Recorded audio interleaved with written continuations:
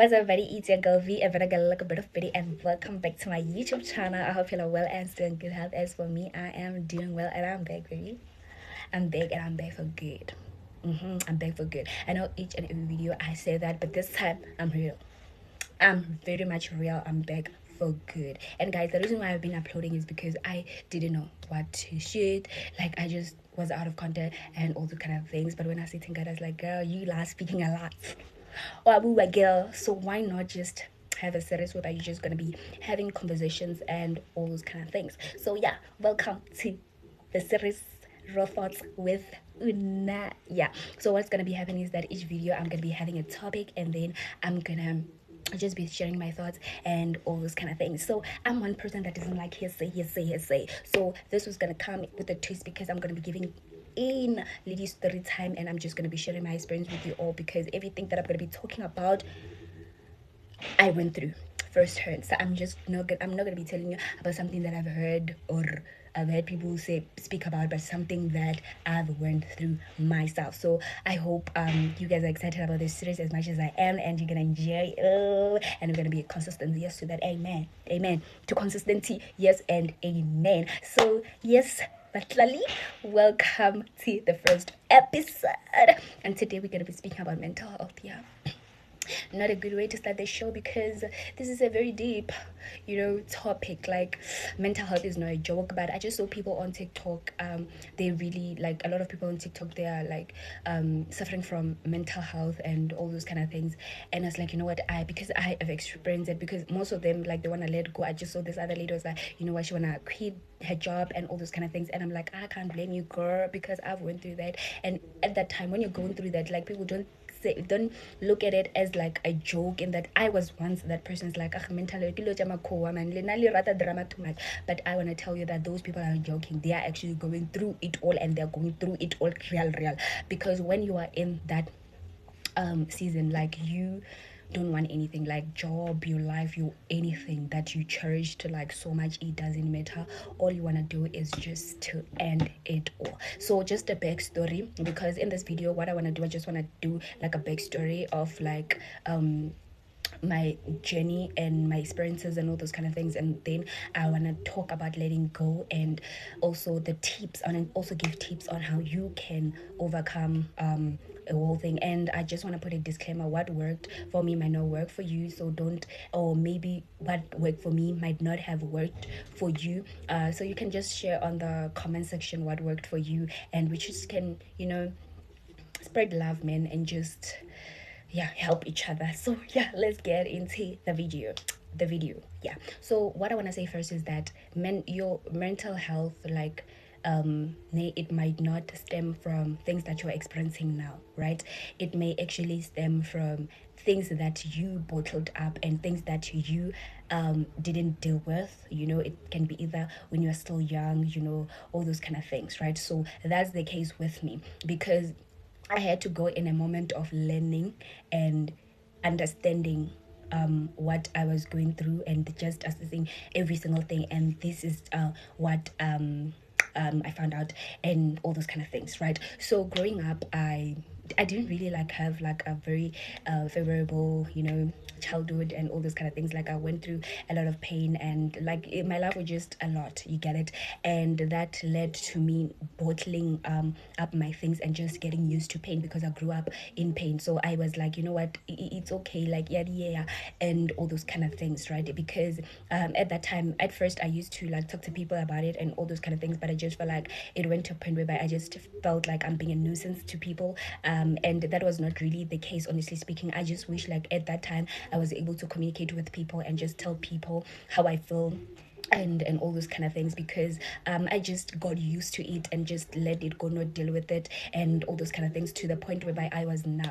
So throughout, I think it started in grade 9, I couldn't cry at all, and then it went to like third year. I remember telling my friend this other time that, you know what, I don't know, I can't cry, like, I can't feel emotional. And sometimes it like really pains me so much, because my thing is, someone will pass on, someone that you love, and care about, and not cry, like not have some sort of emotions towards that. And then now like you hated the person, or like whatever the assumptions that people might have. But in honest, it's just that I just couldn't feel a thing. Like I was just numb. Like I would go through the breakups and all those kind of things, and I would just be like, oh, okay, it's okay, oh sharp, you get it. Like we move on, fine, we move on, we don't like give pay low, like we move on. Like I got used to it so much, to the point whereby in my third year I started experiencing anxiety attacks. And sometimes I wouldn't be going through anything, guys. Like I was not dating or anything like that, to a point whereby I would like and all that. Like my life was just about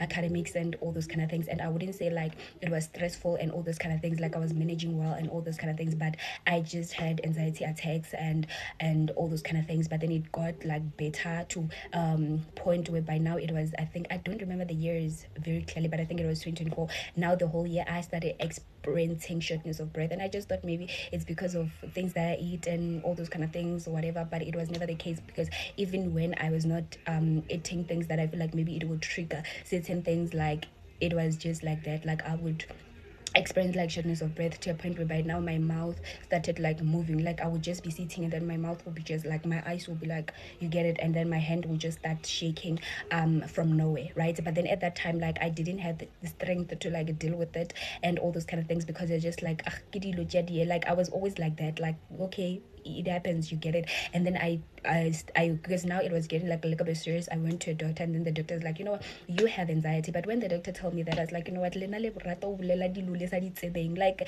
what anxiety? Because I am okay, like I'm not stressed at all. And they're like, you should go to therapy and all that. And I went for one day, and like, cause motho la ba sa mpotse di umpotsang, cause I cannot stress, I'm okay. Like I'm not dealing with like I'm okay, man, like I'm fine, you get it. Until now, it was December, where like my mental health just went through the roof. I was like like I started, like it started going deeper. Like my mind was not okay.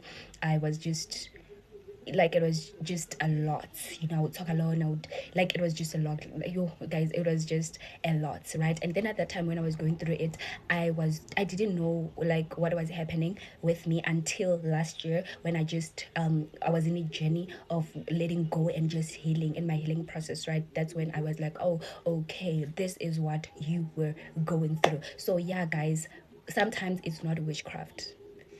Even black people go through mental health, and it can be worse.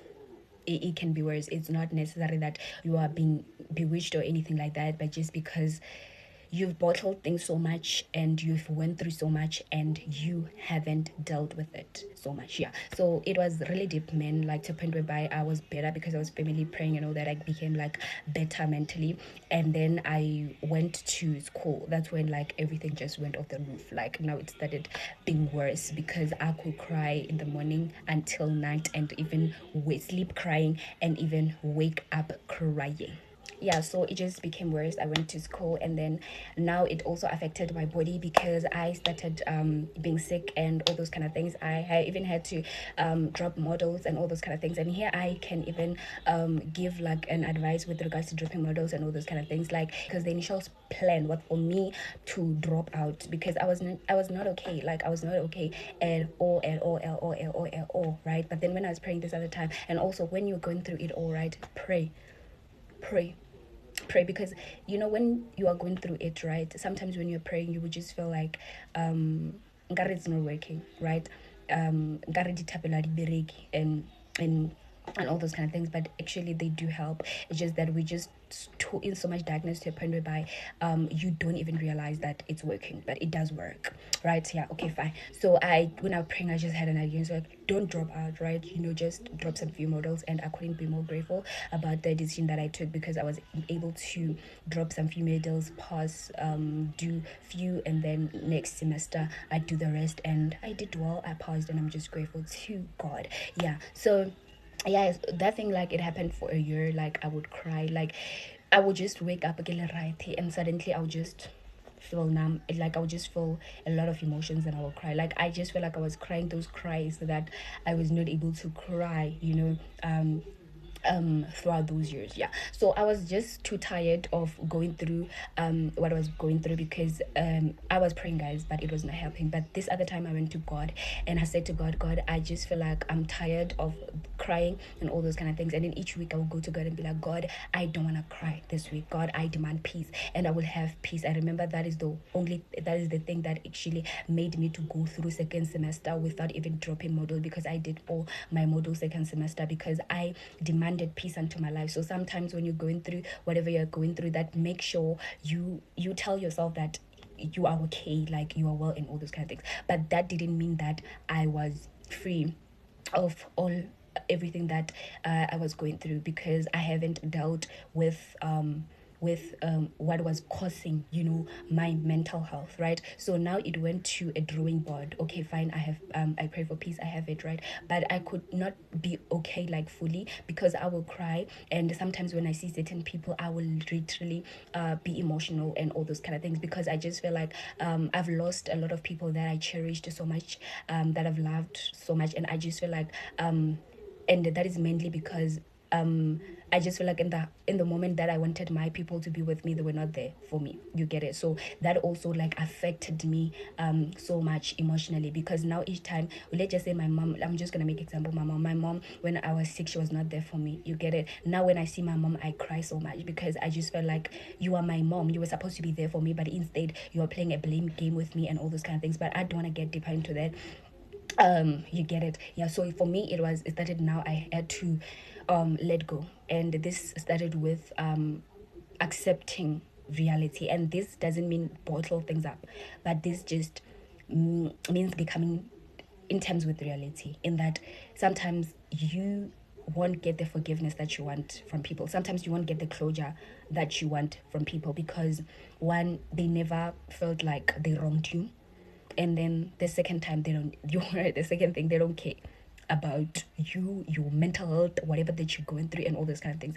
But I just feel like if you can actually try communicating and revisiting, whatever that you went through, because that will play a huge part in your healing process. Because for me, I had to go back, I had to go back to whatever that I went through and all those kind of things. And then at that time, I knew that I didn't want to approach the people that I felt like they've wronged me, just mainly because I didn't want to put people in like awkward positions. I know maybe I'm hating myself by doing that, but for me it worked. But it does not have to be like that for you. But for me, I just like, if it's my mother like that, I don't have to now just saying a lot of things to her and all those kind of things. But what I did was to talk to someone that I trusted, and I told them that, you know what, this is what I went through, and this really brought a lot of things in my life. Like, it changed my being, my everything. Like, I just feel like I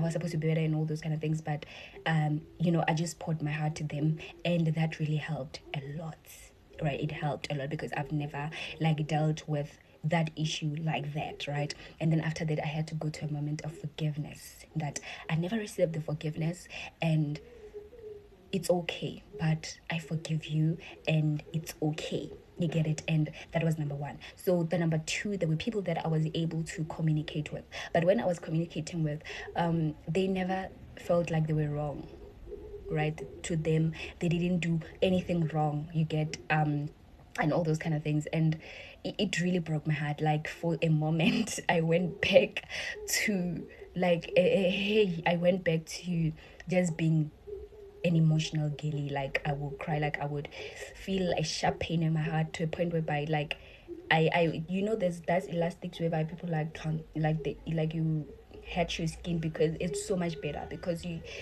just felt this overwhelming, feeling it, like, yo, it's not a good feeling. I don't yo It's not a good feeling at all, right? But then I came to terms in that, okay, you have spoken with them, and but then they don't see anything wrong with what they did, right? You don't have to be friends with them anymore, you don't have to be partners with them anymore, you don't have to be close with them anymore. But what you can do is to forgive them. And I want to tell you, forgiveness was not easy, because I feel like I spoke to you, but you, for the first part, like, my child didn't know that it was okay. Like, I let go easily after talking about it, right? But then now this one, I've spoken to you, and then you still don't see anything wrong with what you have done. You still blame me at that.